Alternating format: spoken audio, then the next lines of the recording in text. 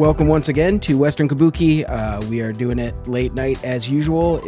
Late night for me, not so late night for Caleb. It's 6:30 p.m. for him. How you doing, Caleb? I'm crushing it, man. Feeling good. Feeling less good. I feel like there's never a time when one of us doesn't have either a cold or COVID. Yeah. Juniper is under the weather, back from a trip to a Smash tournament. How was the beautiful, trip? Beautiful California. It was wonderful. I went to Genesis, the Smash tournament major, participated. It was a wonderful time. I met a lot of people, I think, that listen to this show and follow me, so that was really nice. If shout out to the people that came up and talked and beat me at Melee, or I beat you at Melee. Shout out.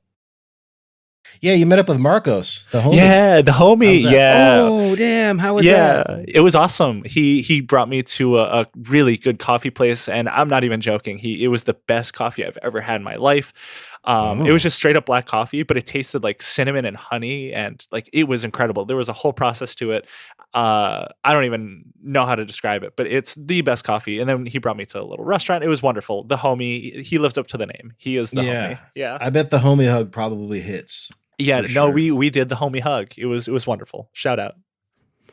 And our guest today is former podcaster, current shitposter, Diana at Really Calm on Twitter, RLYCALM. Diana, how you doing?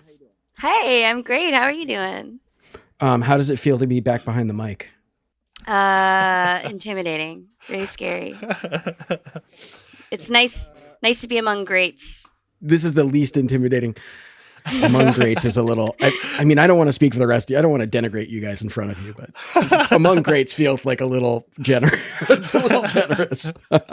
No, you can say you did a good podcast before Western Kabuki. You had a good podcast. You can. Thank you. I had a small project I did for fun, but maybe I'll become. For those of you who are not familiar with Diana, if Diana pops up in your feed, there is like a 97% chance there are also going to be about 30 to 40 rabid 55-year-old guys just yelling at her.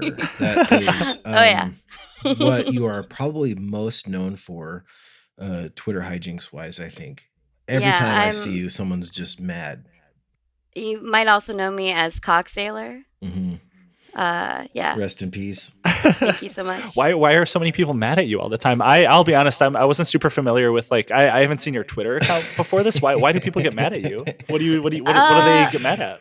I don't post as much lately. I should get back into it. But basically I'm just really, really good at rage bait. And I just have a way of saying things that piss off that kind of guy. Like I'm just great at it. It's my talent. You pretended to be like an abortion nurse or something. What was that's the big one. Yeah, that was my friend Dr. Nifkin. Mm-hmm. I said that I was a doctor who misdiagnoses Republicans and then prescribes them vitamins instead of antibiotics. Hey, I did see that. I did see that one. Yeah, I did. That was years ago, and people are still mad, tagging you in that shit all the time. Yeah, I did a few other dumb things too. Like I exposed the Amazon FC people by just like kind of talking shit to the robot people, and they were like all talking to me, like a different guy would respond each time, and I was like, this is like talking to the Borg. And like that went super viral, and like just silly stuff like that. Hell yeah, that's what the internet's for. Exactly. Yeah. Well, tonight I think we've got a couple things we're gonna do. We're gonna go through some fun news stories that are just delightful, and then we're gonna talk about a community that is near and dear to my heart. It's like an amalgamation of different communities that all converge into one. And it's like the Indigo Starseed, and people who believe they have like telekinetic powers type of people. Just incredible stuff. So like, I need you guys to understand, like, my daily routine is like when I get up, I pour myself a cup of coffee and I start looking at my phone. One of the first things I do is, to this day still, I will often go to Facebook, and I do not look at my normal feed because there's nothing for me there. It's all just whatever. But I go to my groups, and because in the groups is where the action is. I actually just found out like last night that I've been in one of these telekinesis groups for so long that they just made me a mod of it. Oh, you're Did you moving did you up in take the world. advantage of that? Yeah.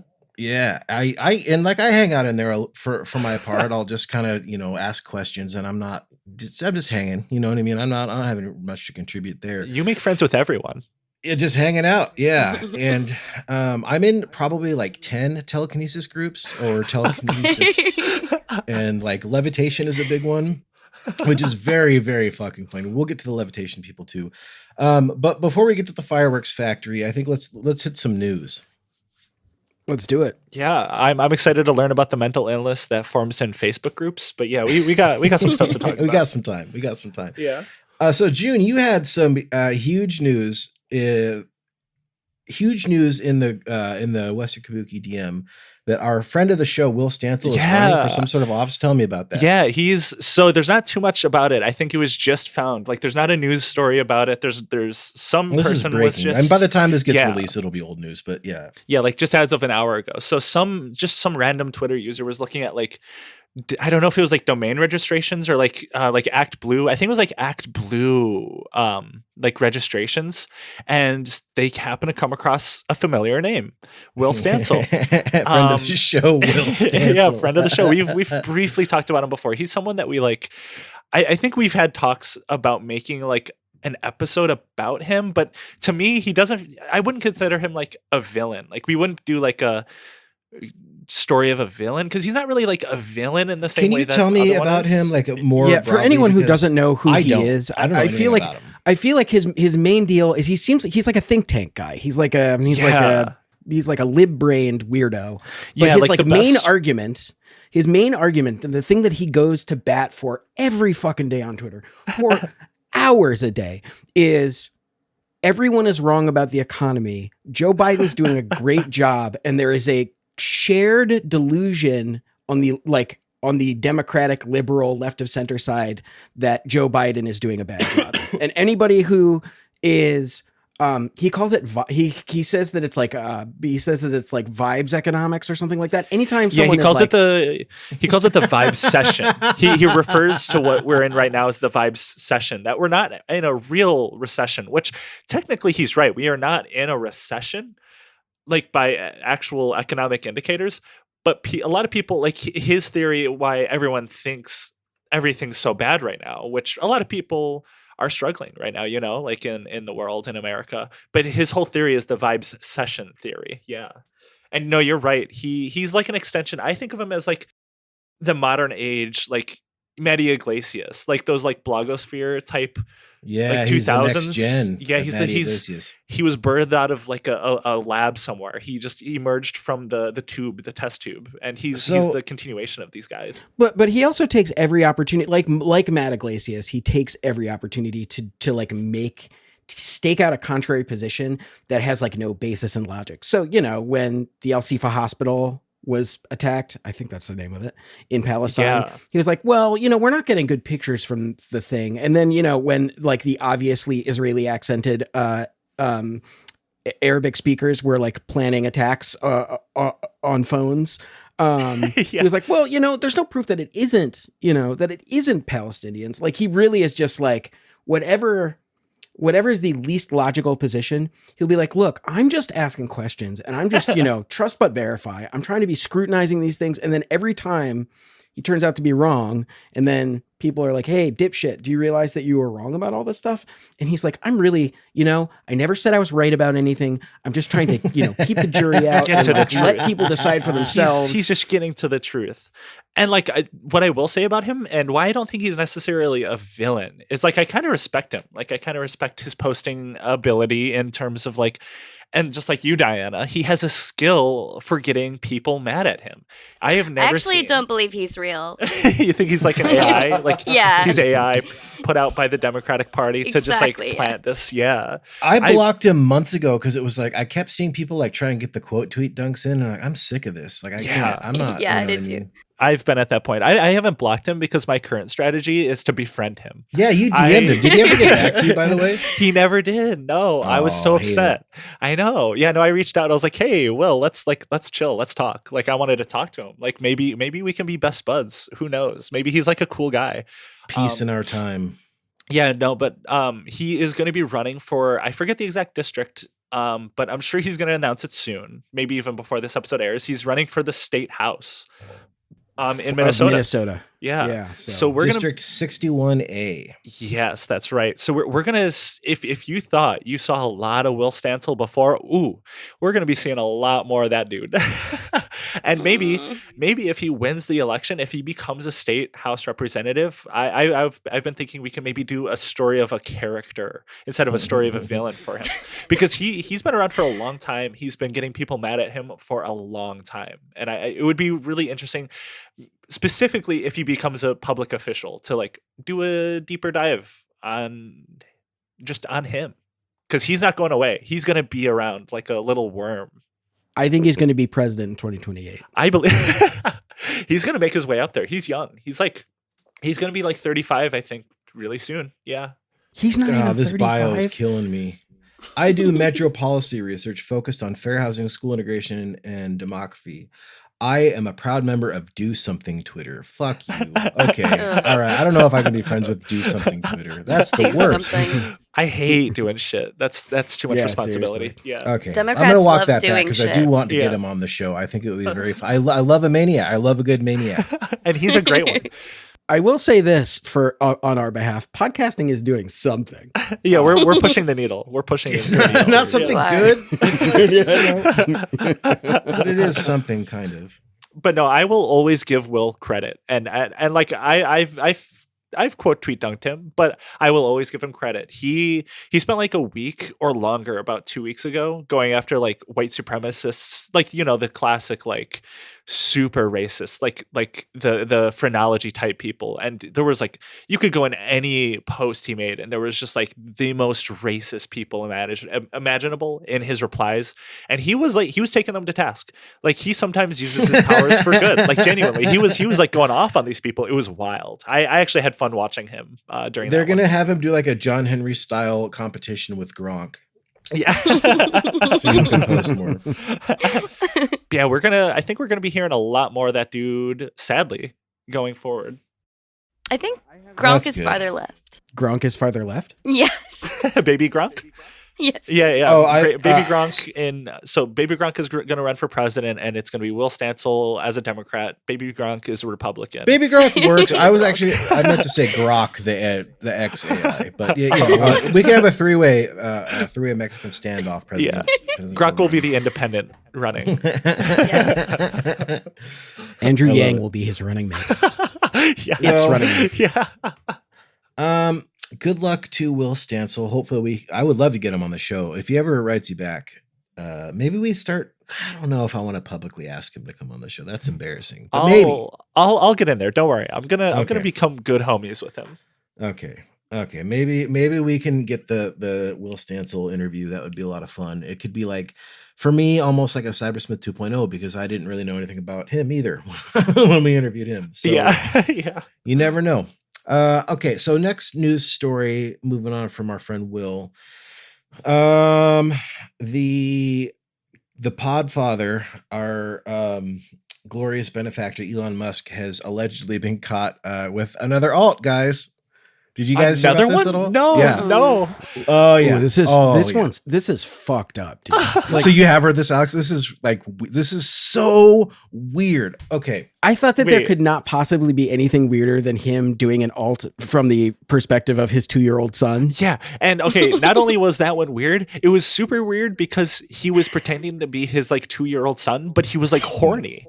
That was so Yeah, weird. he was. Yeah. He was like, It's so creepy. it was one of the creepiest things I ever witnessed. And I actually, independently, I didn't see the story that you're about to talk about, but I just happened to come across, like, I just happened to be going through screenshots, and I looked through Elon's the posts are still up.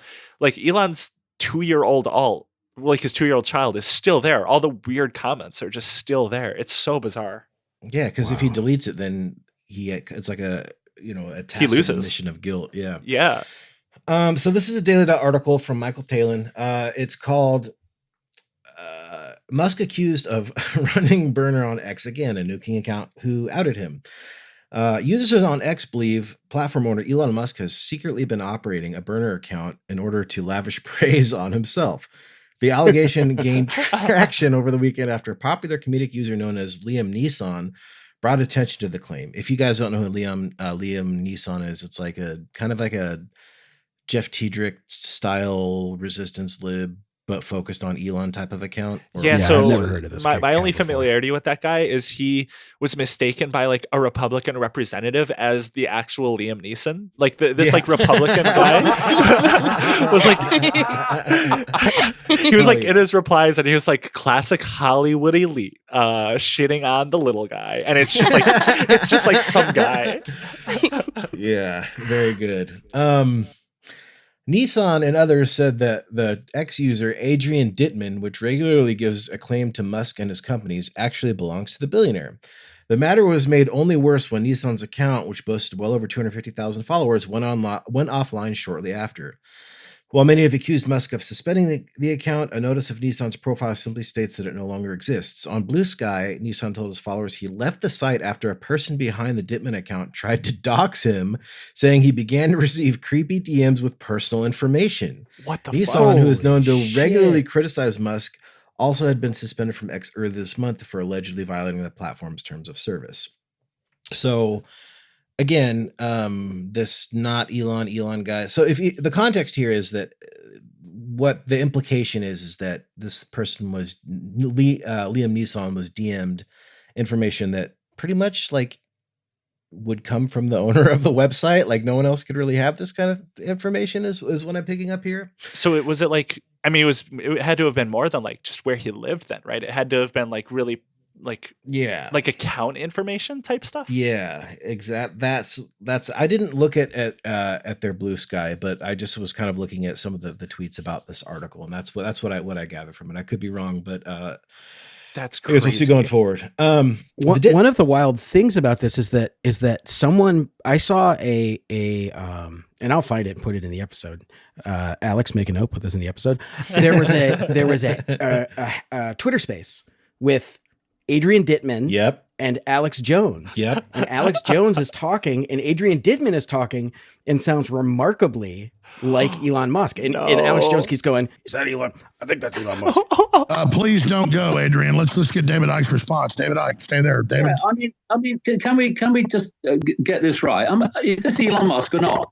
Never mind the name. Is it Elon Musk or what? Absolutely not. Nope. Absolutely not. I am definitely not Elon. 100% not. That's a perfect Elon Musk answer. So this is either an amazing advanced AI of Elon Musk or it's Elon Musk, Adrian Dittman. I like to go by Rogue AGI. Rogue AGI. Okay. And he was doing a space with David Icke, the guy who believes that every world leader, he's like the Maverick, but instead of everyone is trans, everyone is like a Zionist lizard. So that's who was in the space that Elon was participating in ostensibly under this moniker. And this sounds so much like Elon that they called it out. Wow. So I'll skip that part of the article because that's what was next. Classic. It's wacky woo-woo if it is not Elon Musk. That person is like, it needs to get paid to do voice impressions. I don't understand, like, if that really is, and I like truly do believe that that's Elon Musk. Why is he pretending to be just like some guy? Like, is it like he's not racist? He can't be like he's limited with how racist and awful he can be. Yeah, if you go through the Adrian Dittman account's likes, there's your answer. Because I did before this episode. And like who he follows and what kind of stuff he's engaging with. It's like racist and horny.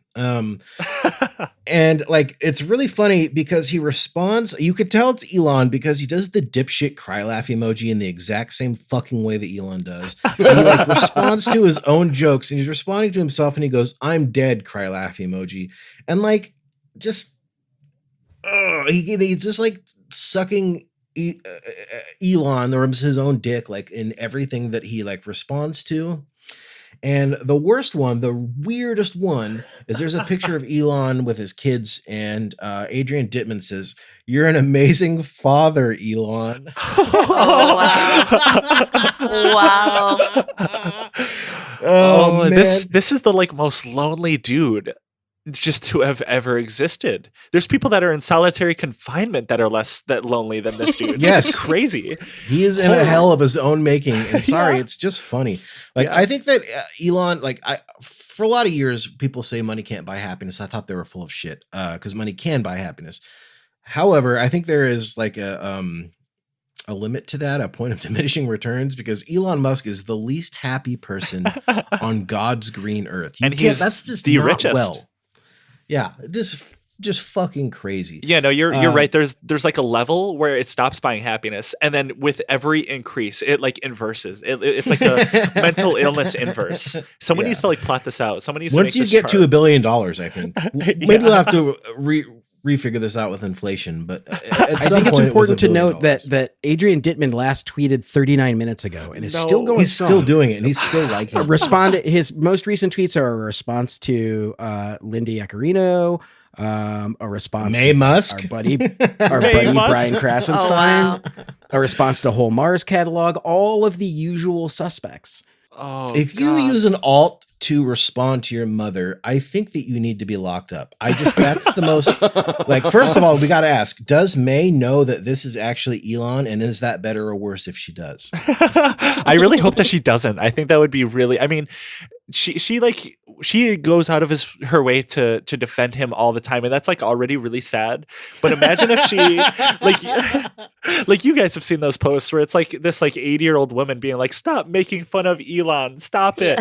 Yeah. So just like imagine if she finds out that her son is like lonely on this alt and like posting like, oh, Elon, you're a great father, you're doing wonderful. Like that would destroy, I feel like that would destroy her. That would like ruin her life. Like she's already dealing with this son who's just like the most pathetic guy out there. Imagine imagine that getting worse. Oh my God.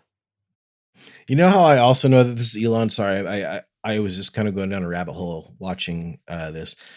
You can tell it's Elon because he's the only user on the entire website that has only verified users can respond to his posts. I like forgot that was a feature. I've never seen that used. Because nobody fucking uses it except for him. Like, sorry, that to me alone is like proof enough for me to say that this is definitely Elon. That's incredible. Yeah, that sounds right. And obviously, aping for the Cybertruck and all the other just like typical. I'm so glad that he's still posting on that account. Like it's just gonna get so much worse. And it's so obviously him, I think, that he's gonna just get really high on ketamine one of these days, and he's just gonna like post a selfie and like just leave it up. Like he's gonna like totally reveal it one day. I'll just say this, he's liking a lot of women's selfies on this alt account. See, that's a theme with all his alts that people have found out about is they're horny. They're so, yeah. And like that tracks with his posting on his main account where he made that post over a year ago now that was like, I haven't had sex in ages. Lay sigh. Like this dude. He keeps This posting dude. horny on his main account lately too. Does he Posting, really? Like, yeah, he posted a bunch of weird stuff. Like his memes, his hilarious memes. Oh no. Wait, you're right. Yeah, I saw a couple of those. I feel like if you're the that hilarious meme that was like boobs rule. Yeah, exactly. Exactly. That's what it was. 2005. Oh, here. 2005 From, meme. Yesterday, finally, extra slutty olive oil. Oh my God. I just, I saw that. That was so bad. I just don't understand how much of a fucking imbecile you have to be to see that and be like, that's the smartest man in the world. I don't care what anybody says. I know. I don't care that my family won't call me back. That was one of my most recent bits. Was I said that I was an engineer, and That's what I remember. yeah, I said that me and my coworkers laugh at him and call him the CEO, but it stands for Code Efficiency Zero, like the nerdiest office joke, and it went super viral. And I got like to this day, I have a ton of followers that just think that I work at Twitter and just you got fired for having blue hair. I got community noted on it too. It was like, this is a comedian. She's lying. No. Community notes are the devil. Yep. Oh, they are. They're They're the devil. worst. Yeah. Oh my God. I hope there's a continuing saga of Elon just being a psychopath. Watch that space. He doesn't Yeah. seem like he's ready to let that one go. I think he's this is the point where hubris will finally like expose him, because he's not going to abandon this one like he abandoned the creepy child account. He's still going for it. Yeah. Like as we're recording this, he's talking. So it's so weird. So weird. Yeah. Doesn't he also like reply to Taylor Swift regularly? Like, and she never replies back or responds to him at all. And he's always just like, nice selfie. Hey, like just really sad. Yeah, on his main he account, really wants he does engagement Yeah. from her because he feels like it will somehow validate, X as a viable platform. Yeah. Yeah. Which is, I feel like she like self-distributed her movie, and he wrote a pouty response, which was like, "Why couldn't you put it on air?" It's so funny every time he does that. A few days ago tweeted, Taylor Swift as a concept is the reverse engineered parasocial hyperscale of a relationship. Tell me that's not Elon Musk. That doesn't make sense. That's some Elon Musk bullshit. Yeah. I don't know what that means. You would have to dissect every word to understand. I don't know what that is. That is nothing. Oh, I love this. Now, I'm so excited. Complaining about like someone else being ostensibly parasocial in some way when you are posting from an alt that you use to laugh at your own jokes on main, dog. Oh, that stings. It's so dark. Okay, that's a little dark. Let's move on to something even more dark, I would argue. Alex, I posted the link in the Zoom chat. Yeah. So some of you may remember that that Matt Taibbi, who used to be a real journalist, he wrote for Rolling Stone and wrote a couple books. He was actually really good old stuff. Like one of his books, like I would argue is really good. He was actually, he used to be a great dude. So I mean, just to give a little background, what happened with Matt Taibbi is he was this reporter who ostensibly wrote a lot about, oligarchs and the way that they control the economy and the hand that they have over all of us. And then two things happened simultaneously. One, some writing that he did when he was living in Russia that was pretty gross, that was to be crazy. fair.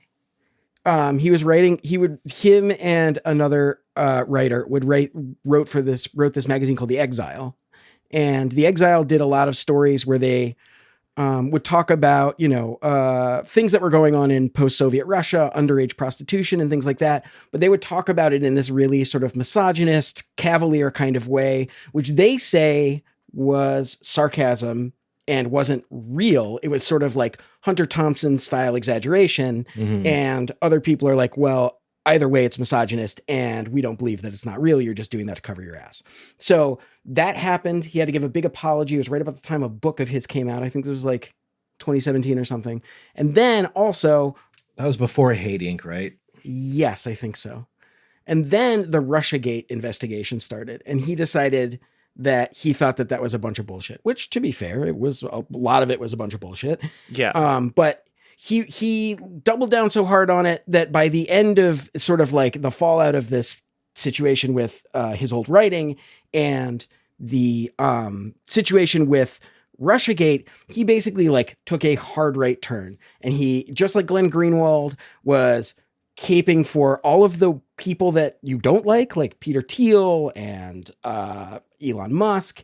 So when Elon Musk bought Twitter, the first thing he did was install a bunch of people to report on stuff that he was giving them, the internal documents. And the internal documents among those, so that was the Twitter files, famously from our theme song. I forget about the Twitter files being a thing that we like witnessed happening so often. It was like so inconsequential. Change the game. Nobody gives a fuck. It didn't. Yeah. Yeah. I mean, for anybody who doesn't remember what the Twitter files were, it was like emails about moderation decisions that Elon Musk gave up. And the discussions were basically like people being very conscientious about trying not to ban people who are remarkably hateful and then ending up banning them when they felt like they had no choice. And they're like, see, this is proof of the censorship that goes on at Twitter. So like he was reporting those.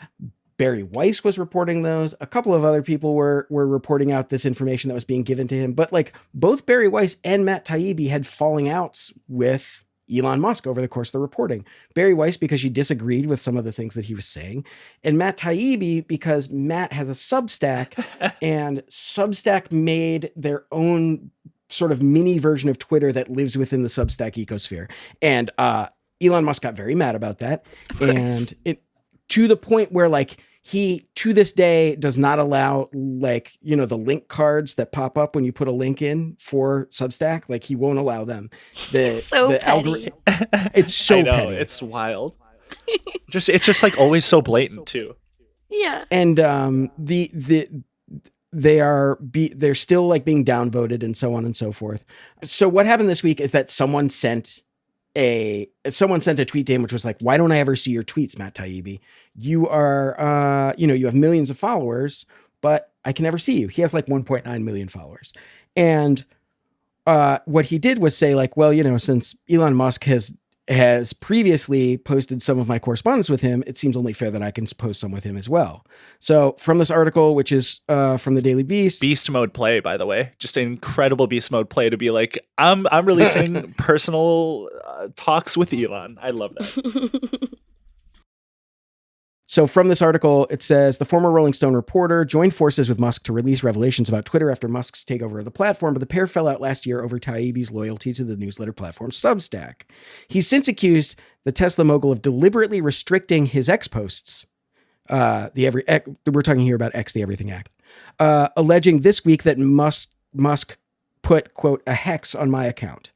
Responding to an X user asking why his account was, quote, so invisible Thursday, Taibbi wrote, because Elon Musk is uncomfortable around people who aren't afraid of him and wants to prove that he can hurt my business instead of just talking to me, even if it means suppressing access to news he thinks is important. He also accused the, quote, supposed free speech champion, Musk, of choosing to, quote, suppress his account forever instead of just talking to him. And then he says, since Elon Musk, blah, blah, blah, I decided to post it. And he posts a text message thread between the two of them from April 2023. And he says, Elon, am I being shadow banned? We went on lockdown after discovering that Substack had stolen a massive amount of our data to pre-populate the Twitter ripoff. That's Musk replying. He's saying that their Twitter ripoff stole Twitter data. We have no idea whether that's true. The thing that I noticed that was interesting about that is that even after he changed the name of it to X, he calls it a Twitter ripoff. I'm like, does he know what the name of that is? Not great branding if you still are messing that up to this day. And then Elon says, looks like there's still a blanket search ban, should be fixed by tomorrow. Going forward, tweets with Substack will not appear in For You unless it's paid advertising. Just like Facebook or Instagram, they will appear in, quote, in the following section. Taibbi shot back with an exasperated response. Quote, Elon, I've repeatedly declined to criticize you and have nothing to do with your beef with Substack, he wrote. Quote, is there a reason why I'm being put in the middle of things? This seems really crazy. Musk responds, you are dead to me. Please get off Twitter and just stay on Substack. Which is a wild response. You are dead to me. Well, that's like a wild response to a wild response, because if you're the supposed investigative journalist who covers oligarchs and you're telling the richest man in the world how you abstained from critiquing them, absolutely. Like record stop. Like that is not something that you should be saying. And it's like kind of audacious of him to even fucking release that tweet to begin with, because like, doesn't that kind of destroy your credibility forever now? Like you're just an opinion guy now. Yeah. I mean, that was always the thing. That's why I feel like, and not just because of this, but there was a lot of other reasons, but I think that's why the Twitter files were so blatantly obvious, is that so many people that were reporting, not just Matt, not just Barry Weiss, until they had their falling outs, just were obviously pandering to Elon, abstaining from critiquing him. I stopped reading the Twitter files after like round 4 or 5. I don't know, there's like 20 rounds or something like that. Like as I recall, like Li Fong had like a vaguely interesting some ways in which like the federal government like opined on certain kinds of things that should be moderated and how, but it wasn't even like anything surprising. It's the same kind of thing that happens across basically social media. If you're familiar with how the FBI CIA functions, you basically already know everything about the Li Fong one. But I agree, that was like the one good Twitter file, but it was basically just like, this is what the FBI has been doing for like decades, right.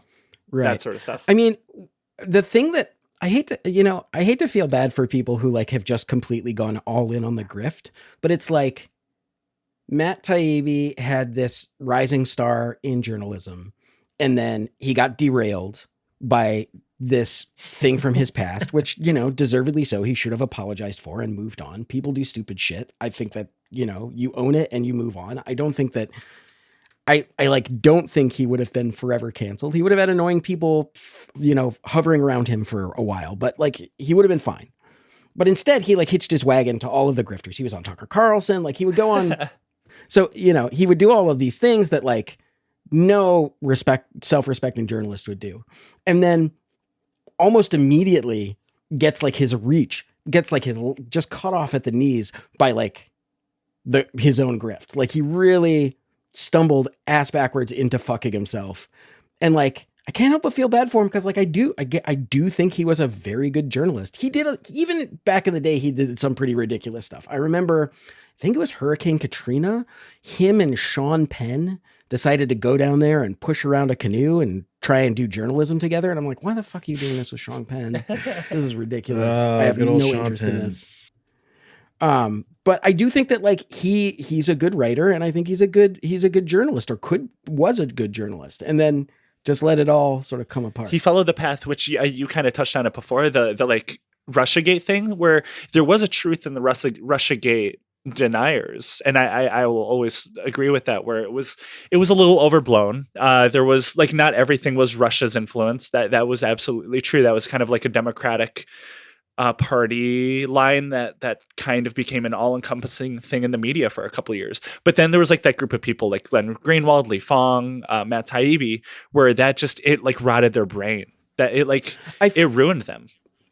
So I feel like what happened is, I think that the Trump administration would have welcomed, the Trump campaign would have welcomed money and influence from Russia. But I think we're honestly kind of smart enough not to get too deep and not to put any pens to paper to like actually commit to it. But then, and then like people started doing like the Pepe Sylvia corkboard from It's Always Sunny in Philadelphia. Yeah. Look at all of these people with Russian names that were involved in this thing. Well, there's people with Russian names all over the fucking world. It doesn't mean anything.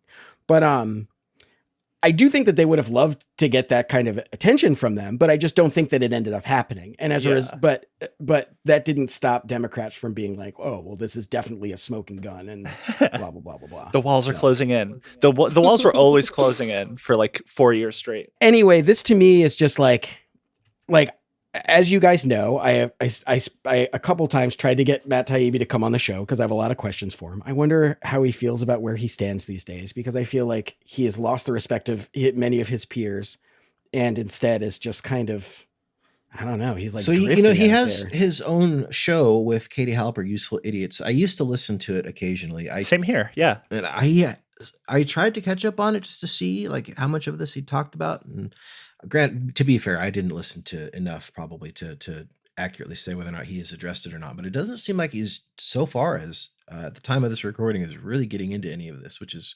surprising. He's pretty quiet about it. Well, maybe we can have him on Western Kabuki. Maybe I think he's on our level at this point. Don't do that on your show. Do it on our show. Matt, we'd still love to have you. I know that I seem like a real obnoxious asshole. I promise I'd be fair, but I wouldn't be gentle. My behavior would largely be determined on whether or not he would sign my copy of Hate Inc. There's a huge opportunity here. Ball's in your court, dude. All right. Fuck. Any more news? Are we newsed out? Or are we ready to move on to I'm ready to move away from Twitter brain rot to Facebook. To Facebook brain rot. Yeah. Buddy, we never get to do like the old. So like I'm in a lot of these groups because like my old podcast was like really about like just various internet subcultures and how they would find each other on. It's not too different from what we're doing now, unsurprisingly, but it's more just like subcultures and how people kind of like fight loneliness in whimsical and funny ways. And so back in from 2016 to 2018 when that show was on, I would just join because it was more popular now. Facebook is a graveyard, but the groups are still going, a lot of them. So I just joined like 100 just groups of just various maniacs that I've been embedded with. Your urine therapists, the QAnon types, the election urine therapists. Yeah, people We'll do the urine therapy episode at one point. Yeah, we have to. I have been to not one but two different Zoom urine therapist events, and it is fucking wild. Oh my god. Personal interest. Yeah. Personal interest. Yeah. No, I'm like, there was that guy that went semi-viral and was in the news for drinking this just really disgusting. He was like the hippie guy, right? The hippie guy, real tan with blonde hair. Yep, and like the piss that he was drinking, there was like pictures of the bottles, and it was like really dark brown. And I was like, dude, it's not a good idea. He's like, no, it's fine. It's aged. Like ale. It's aged. Yeah. And I knew that too. It was so embarrassing. I'll have to find. Maybe I'll self retweet. But it was like back when this was going on. I was like in the comments, like, you idiot! It's dark like that because it's aged. If you did your research, you would know this. Isn't okay? Maybe I'm pulling this out of left field, but isn't that guy also like a gooner? Like he drinks his own cum or something like that, and like jacks off with other guys and talks about doing that. I feel like if you drink your own piss, I feel like that's in the ballpark. I think he does. Yeah. I think you're right. Can you in a sentence? Can you in a sentence please explain sort of the log line of urine therapy? Like what's the deal there? Like, what is urine supposed to fix? Everything. Everything. You can drink it.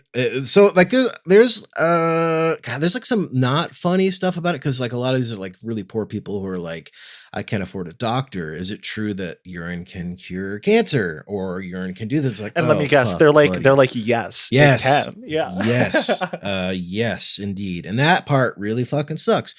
But then there are the people that are like, I actually just rub piss all over my face every day, and it's great for my skin and hair, and it rocks. And there's like funny posts about like, I'm on like week 2 or 3 of like using this to clear up my skin, and I'm getting complaints about how I smell. What do you guys do about that? Like, just, oh god, so crazy. I think we'll have to do a deep dive episode. We'll do a urine therapy urine therapy episode. I would fucking love that. Yeah, but we're not here to talk about them. What we are here to talk about is kind of this like cross section of the indigo child starseed people who believe that their alien nature has granted them various kinds of magical type powers, telekinesis, levitation, things of that nature. So you guys all watched the documentary, the Indigo Children Vice documentary. Mm-hmm. We'll put a link to it in the show notes. What were your takeaways before we get into this? So I had never heard of this community at all before. This indigo child. You might be a bit young for this. So for anybody who doesn't know, this like it's been around technically since like the 60s or 70s, but it didn't really become a thing until like the 90s and into the early 2000s, when it was like an early, if you're like a millennial or a Gen Xer that was like hanging out on the internet early times, like the first this is like the proto freak group was the indigo people. I'm the founder. So what are the key indigo traits? Highly psychic or intuitive. Many of them will capable of healing other people, whether emotionally or energetically or physically. Non-conformity to anything from school to parents to jobs. That is why many of them out of place. They just plain simple different. There is no label to it. It's not ADD or ADHD.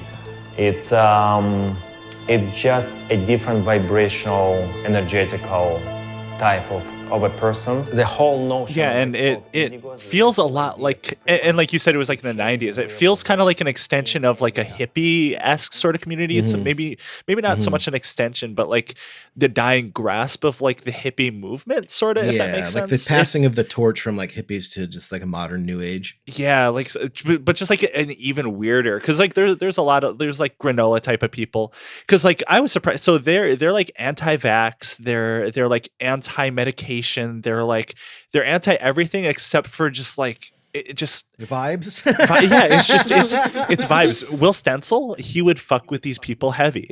They probably agree with the Vibecession theory. But yeah, no, they're really interesting. It's kind of like I don't know. They believe they're like aliens. They're not like aliens, but they're like a different race or something, right? That's like kind of what the theory this doesn't is. feel so weird to me. It's because this is sort of like this was like the end stage of new agey kind of crystal religions. Like this is also the time of what's the name of Heaven's Gate?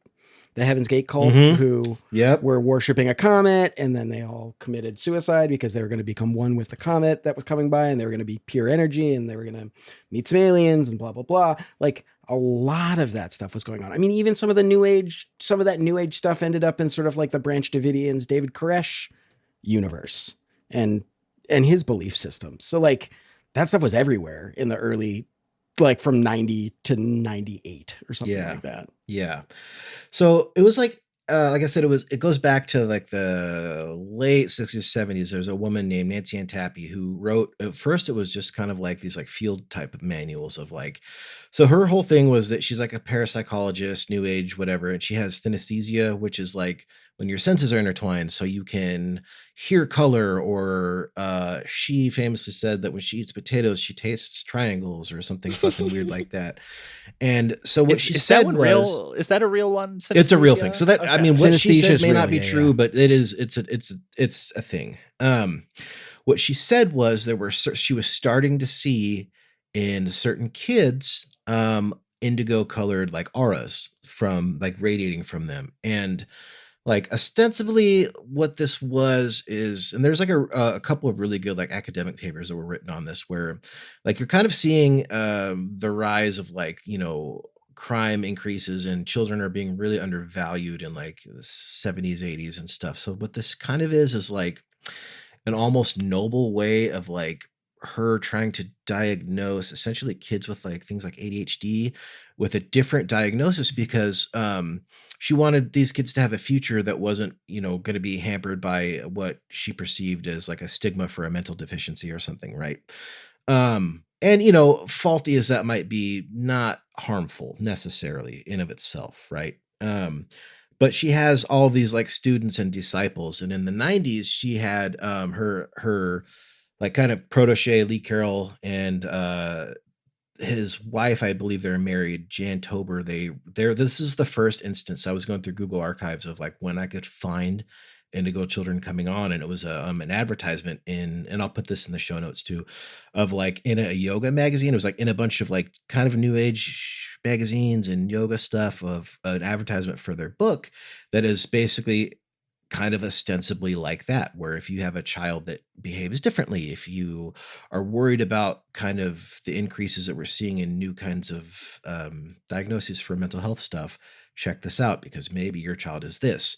From there, it starts to spawn into something completely fucking different where, well, these people have essentially like partial alien DNA, and they're like, they have the power to like grant healing and to do weird and magical things. Yeah, these are like the first real life JRPG characters. There's different classes.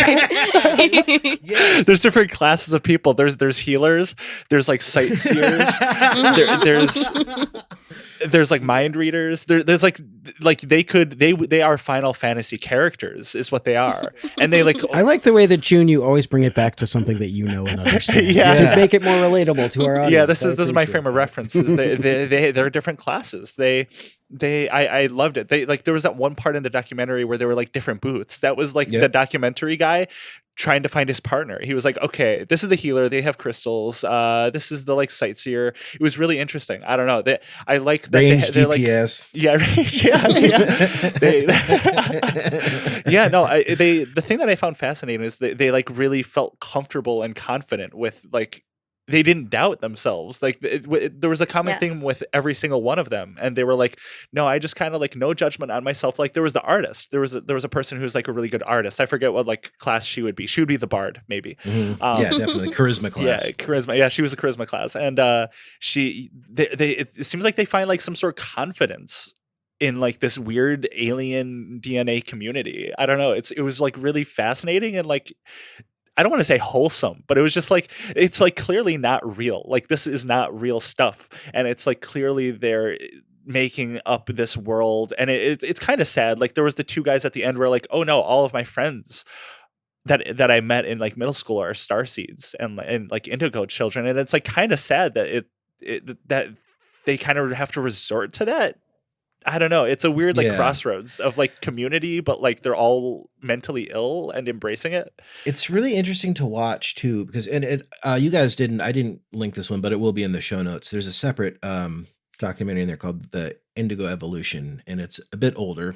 And actually, some of the people I believe that were in the Vice documentary were featured in this as grown-ups. And so essentially, what you see is these are people that are kind of just like you would in a different orthodoxy, Christians or Jews or Muslims or whatever, like a normal church. They're taught these things as kids, and you see these like very well-spoken, well-behaved kids talking about, oh well, I don't even like to use the label Indigo Child because it's like auspicious and people will think that I'm this or that or whatever. And there's like these really thoughtful, articulate little kids, because a lot of them are coming from kind of, well-to-do backgrounds in California and are just kind of growing up in this milieu. And then they spend their entire lives just like, that's their normal. We're like, oh yeah, no big deal. Just like you might believe in God, I might believe in this or whatever. I am like part alien and so are my friends. And we have these classes and powers that we can do. And you see that come to its like culmination. And there was like so many throughout the years, like the Indigo Children were sent by God and they're like angels, or they're channeling angels to like save the world from demonic powers, because some of it was tied into like the satanic panic. Yeah, that's although a right. lot of the Christians were also against this because it's heresy essentially. So yeah, I forgot about that part of it where they're like a part of their thing was that the Indigo Children will be like the leaders of the new world. Like they're going to be like take over the earth. Like they're smarter and better than normal humans, and that's why they have to take control of the earth. That was like part of it too. Like they're just so good genetically that they need to take over, sort of thing. Yeah, it's really fun too. I was going through, I really love now that I've gotten better at like finding custom date ranges and stuff, searching for old things on Google. I found like really early, like 10 years ago, Reddit posts from people who like claimed to be like, oh yeah, I was born indigo and I'm an indigo, like talking about it. And then I clicked one of most of them are abandoned, right? Because 10-year-old Reddit profiles usually get ditched at some point. I found this guy who was talking extensively about how he was indigo and how he was basically told, that's exactly what we're doing. We're going to be like the face of the next generation and all this stuff. And I clicked this profile, and the most recent comment that he made, which was recent within the last few weeks or something, was horny response to Simpsons Rule 34 porn. So that's when you're genetically superior. That's what you're into. The face of a revolution for sure. It's very good. When you're genetically superior, you're into that. So if any listener out there, if you're into Marge Simpson gets you going, you might be indigo. You might be special. You might be the world president one day. You could. And I did also find I posted a little bit of this on Twitter as well. Because every time now that we're like researching something, I try and see if I can find some just insane old Google archive of anything, if I can tie it back. And I did find this is from 2001, I think, the Weekly World News that I posted about. The one that I posted wasn't about this. It was about the world's fattest cat. Did you guys see that? Yeah, I did. Yeah. Okay, so amazing Weekly World News. If you weren't around for it, you could just see this shit. Like if you were going to check out at a grocery store. So this is 2000, 2001. So like right as you're about to talk to a cashier who's like, yeah, we should glass Iraq. You would pick up one of these and it would be like, the world's fattest cat, two-headed mare running against each other, or famously Bat Boy. And actually, June, when I posted that, June, I had a bunch of people ask me if you specifically, if you were familiar with Bat Boy, the tale of Bat Boy. No, I have no idea what Bat Boy is. Oh God, wild dude. I'm someone else take it. I've been talking enough. Do you want to take this one, Diana? Sure. He's a half boy, half bat that they found in a cave. Yeah. And he was just like a recurring character in the Weekly World News. The like, son of Bill Clinton and Monica Lewinsky, by the way. Oh yeah. Highly recommend looking up Bat Boy. Yeah, he's had a whole world of adventures. He was involved with Actually, there was a different president that broke up the Clintons' marriage in the Weekly World News. So wait, when you say the Forgot Weekly his World name. News, was that like a news organization at the time? It's like The tabloids, Weekly like World fake. News was Okay. was a tabloid, but was the tabloid that was like the face of the devil seen in Cloud. That was the kind of stuff they were working with, real out there stuff. It was just all made up crazy stuff. Like I can't even begin. Yeah, like Bigfoot spotted here. This person is an alien. You know, A lot of Elvis is still Are- alive. are a lot of lots of Elvis that. spotting. I just remember. Are they like, when I was a hiring? little- Can I work No, for they these went out people? of business. They went out of business, but I'm looking at some Bat Boy. It was I'm looking at some incredible. Bat That Boy sounds so good. headlines. Here are a couple of Bat Boy headlines.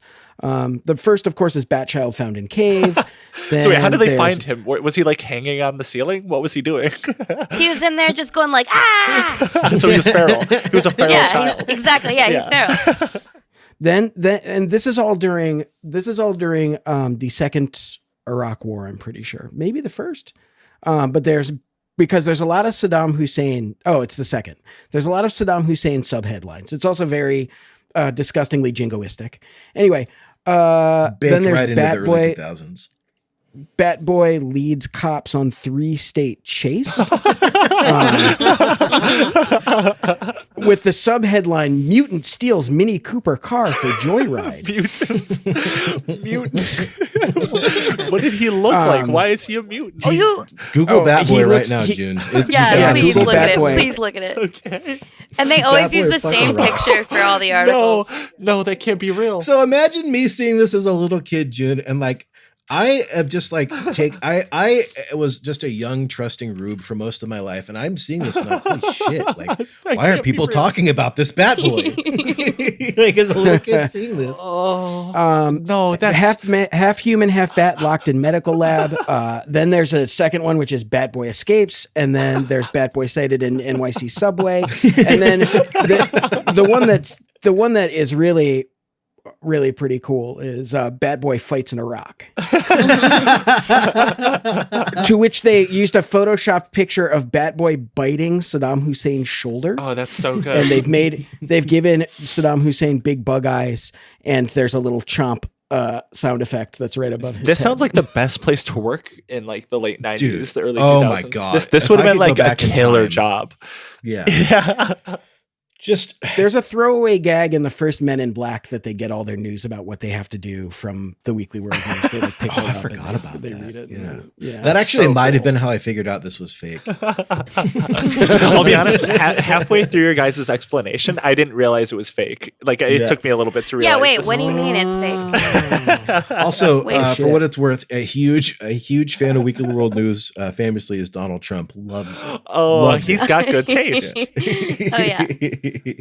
The bad boy joins up. That's so funny. So that's who really was kind of the starseed people. Was like there's like you had some serious thought, but by this point it had been bastardized. And I tried to make this point earlier, and I think you could probably figure it out by now, but maybe if it's not clear to you yet, you can ask 50 different people about like starseeds or Indigo Children, and you're going to get 50 different explanations, because like the ontology of this entire thing is just completely based on user experience and vibes. You know what I mean? There's no orthodoxy here. So like you have what was ostensibly an alternative medical diagnosis now in the Weekly World News as like your child,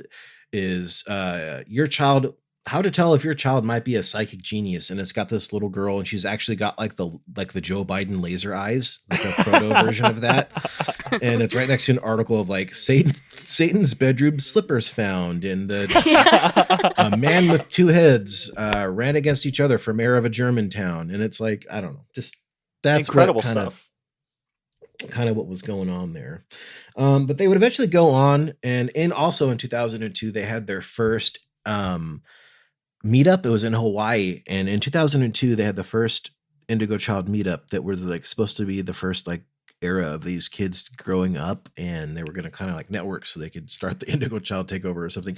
And I actually did get to see a little bit. It was 2002 is really hard to find anything on the internet now, but I was able to through the last few days of just archive searching, I did find some forums of people actually talking about that meetup. And it was very funny because it's very early 2000s flame war. Everybody was like mad at each other on forums over God knows what, because you can't really understand who the original poster is or who's replying, and everybody has a giant like forum signature in their so there was Starseed or Indigo Child like infighting. Was there all like the time, dude, a all power the grab? time. Yes. Yeah, so there was a power grab for this shit. Oh, that's so don't fun. think, man, because we're already like we're already like kind of at the hour. I think maybe someday in the future we go back to some of the we'll do a part 2 follow up on this, because the actual like, it was blessed for me to go back to this time on the internet, like 2002, you know, I'm like 13, 14 or whatever. Like this is like when I was online, and this was like my first foray into watching freaks on the internet. So it felt really at home for me to see these flame wars going on. And then I found like some old somethingawful.com threads archived about like the Indigo kids and like some fighting about that and stuff. So this stuff was kind of present online, like just in the annals of the internet for a little bit. Yes, yeah, very early on. This, like, again, this was like the Beatles of weird guys online. Like, this was the first, like, you go and see. Yeah, and like it's different because like everything that we consume on social media now is like top down, right? There's like influencers and pockets of where we get, and like neighborhoods where we get our information. Yeah, this is a whole different. This is a wild fucking west. Everybody's on equal footing, and that's why there was, I think, psychologically, maybe I'm playing in over my head, playing armchair psychologist here, but I think that's why you see a lot of this like fighting, because everybody's ostensibly on even keel. So like any minor disagreement could turn into a 50-page forum war. Famously, you know, what was the drill tweet about the Waluigi fucking whatever the tweet he had about yeah. Like that's what this was like. And I'm reading this and I'm like, oh my God, like there's just not enough time in the world to go and get through all this. But there are a few things that before we wrap up this episode, I do want to have you watch, you specifically, June, because you take this to its logical conclusion and two things happen. You have people that thinks that they have these superpowers, and because we live in hell and this is the rot economy, you have people like selling courses on how to do telekinesis and how to levitate. And oh my God, I have some good videos of a guy who's selling courses on how to do both of these. Oh, I would love to learn how to levitate. I feel like I can unlock my potential if I watch some of these videos. I'll put the telekinesis one in the Zoom chat first. And I want you to watch this and kind of explain what's going on. And hopefully, Alex, if you can have the sound for this too, especially the second one, because it's very crucial. So are these people related to Indigo Children at all? Yes. Well, so some are, some aren't. So like it's splintered off so many times now. You've got starseeds and you've got crystal children, and you've got there's like they essentially have their own like tarot, like astrology chart reading of what kind of crystal child you are. So like this guy that you're about to see, June, definitely gets into all of that, but not in this video. He's an influencer. Now we're in the era of influencers, so it's a little bit different. Okay, so there's a guy with a wizard hat doing telekinesis. Oh shit! He's like trying to. It's moving. The stone is moving. Oh Look my God, go. it's he's so good. not a stone. Let's call it what it is. It's not a stone. It's a tin. Oh, it's a tinfoil.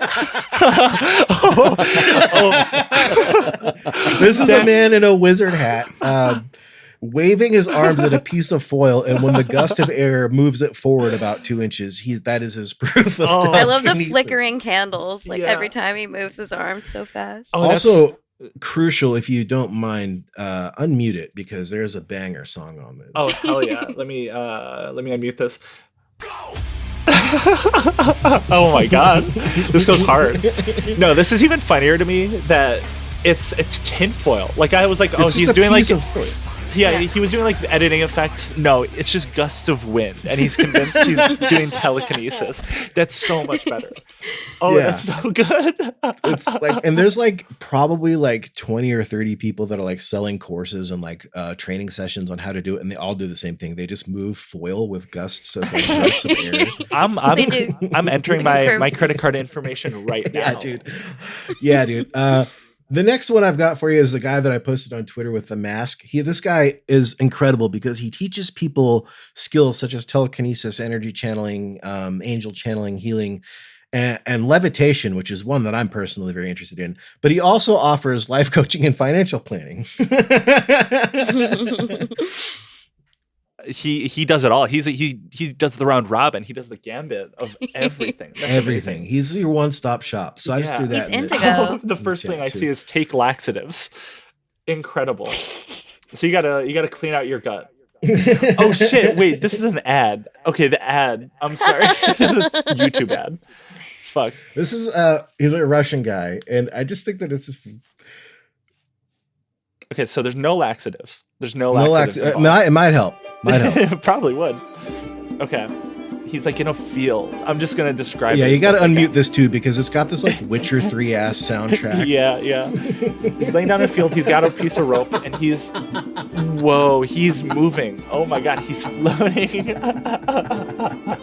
How does this have 5,000 likes? Yeah, that's the Holy thing. This shit. is like the very obviously he gets his jump rope out to prove that it's real. It goes into slow motion, even though it's like very obviously poorly edited green screen. But it's got 5,000 thumbs up, and this guy has like 18,000 subscribers and is like making a whole career off of this. This is like it's not even the number one for whatever it's worth. This is like one of the levitation guys.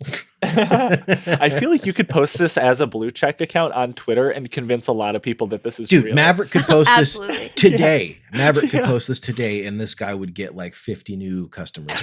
Yeah. People, I want to know how many people bought this. Do you think he like talks to like curious minds that want to know? He speaks English, but a lot of his stuff is in Russian. I really thought about like asking you guys, can I use like $50 of the show's money to take one of these courses? But that was probably not worth the investment. It would be interesting to find out.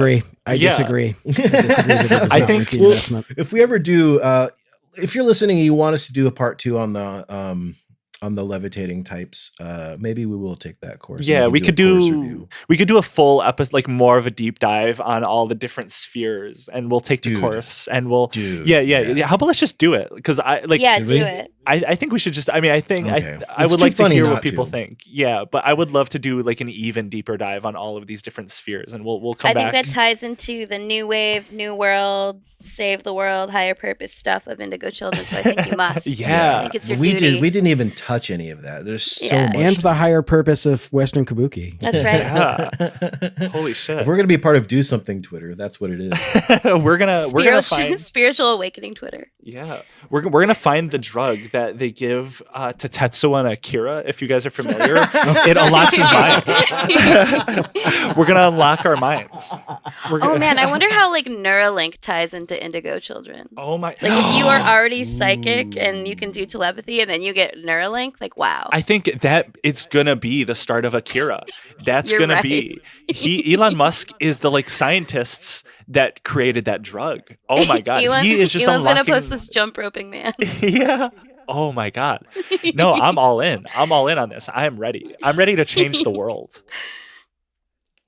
Yeah, we didn't even get to talk about. God damn it! Yeah, we have to do part 2. Because we didn't even get to talk about any of the freaks that like I'm friends with now. Like the guy who swears he saw a cookie sheet in his house move, and he says, "I do come from bloodlines of witches and sorcerers," and there's apostrophes after both of those. And his name's Sword.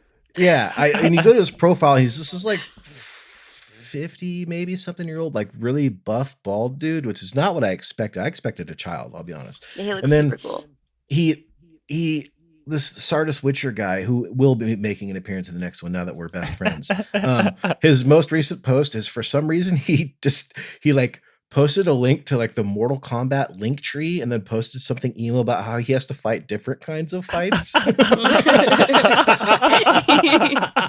Yeah, no, so I think what we have to do is so when we did this episode, we were like, how much can we really talk about with this? So we wanted to talk about some news stories to just give us a little bit of a buffer. But I think what we have to do is we have to go into each class of all these people. We have to talk about the urine therapists if they fall under the same tier. Maybe they don't. Maybe that's a totally different episode. Thing. Okay, so we're gonna come back even better with even more research, even more to talk about. I think because I would love that. I think we got to rush that to next week. We can't just tease the listeners with this and not do it right away. So we'll do that next week. Next week. Okay. Shoot. Where are we at with time here? Yeah. Okay. We can call it good there. Does that sound good? Yeah. It sounds great. I mean, is there anything that you want to plug, Diana? Nope. Not even your Twitter account. My other Twitter account, Elon Musk. Shout out. Friend of the show. Let's see. We've got plugs, I think. I'm going to plug the Patreon because we're making some changes there. Dono from Radio Free Tote Bag and I and a couple of friends are doing our first Western Kabuki split off limited series show starting next month. We're going to be going through the first season of The Jersey Shore, and it's going to be not probably what you're expecting because it's going to be very well researched and very silly and fun. And it'll be kind of a trip down memory lane. That's going to be fun. And I think, June, you've got your some stuff coming up too on that. I do. Yeah, I have to. Sure. I'll announce it because I think I have to check back in with my friend I'm going to be doing it with. But we're going to be doing, and we had about like a 2-hour long conversation about a couple of weeks ago.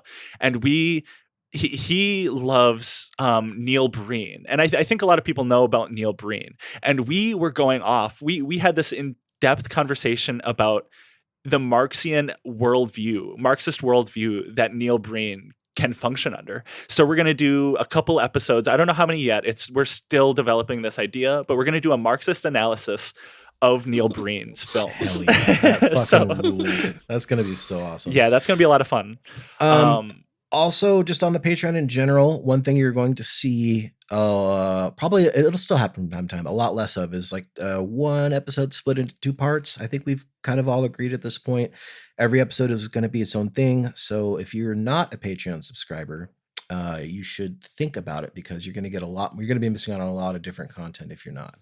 Yeah. Also, we do have one in the can that is a 2-part episode. So just that's right. For fair warning. Yeah. We still got one more that's going to come out that way, but we're going to try and move toward having stuff more complete for the. We'll probably slap it from time to time. Feed. 2-parters will happen. Yep. But far less frequently. So it'll be a lot more different topics every week. So that's going to be a lot of fun and more bonus content. So a lot of big things are coming down the way. Also, I don't know when it's going to air, but I'm going to be on an episode of the POD cast, which is John from Black Party and Brian, Murder Brian from Guys, doing a podcast about new metal, which I know nothing about, and they told me to listen to a band that I'd never heard of. That's going to be so much fun. And we're going to talk about it tomorrow. And I'm going to be also talking tomorrow to Liv Auger and Julian on the Perverts podcast. We're going to be talking about, I think that's probably going to be out by this point. So we're going to be talking about femboys, if I remember correctly. That's going to be a lot of fun. I hope I didn't just misremember what we're going to be talking about, but I'm going to be on Perverts. So that's the QAA, QAnon Anonymous sideshow. So Check that out. Love those guys. You guys are doing stuff. I'm lazy. I got to start cracking the whip, getting on some other shows. I just got a DM, man. It's not like I'm out here being like, when are you guys going to put me on the show? I know. I feel really weird doing that. Yeah, no, Caleb, you have big stuff coming. You're going to be filling us in soon about even more Starseed Children, Indigo Children, all of the Levitation people. I have to figure out how to organize it. It's going to be good. That's going to be one of my favorite ones, I think. So. Hell yeah. All right. Thank you very much, everybody, and we will see you next week. See ya.